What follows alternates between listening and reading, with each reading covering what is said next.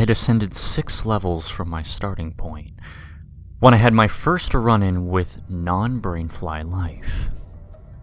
My mind almost tried to brush it off as a rat at first. A tiny, white shape scurrying in my peripheral vision. We both froze when I moved in for a closer look, though.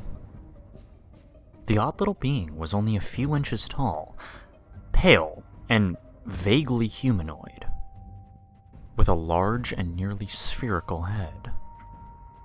It reminded me strongly of one of those eggheads, but there was little chance that this thing had ever been human.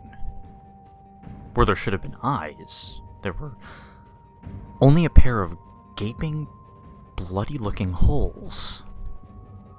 And its mouth was a simple, circular hole. In its pale, translucent little hands, it carried a hunk of meat.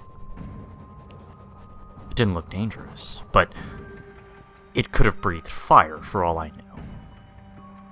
I cautiously raised my shovel and took a step back, not wanting to arouse any aggression, and the diminutive imp jerked into motion.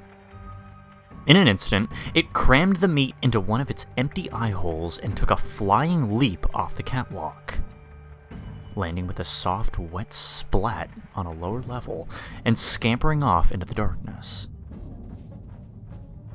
From that point on, tiny creatures seemed to be everywhere. I'd catch them watching me from around corners, or busily snatching scraps of food from the conveyor belts.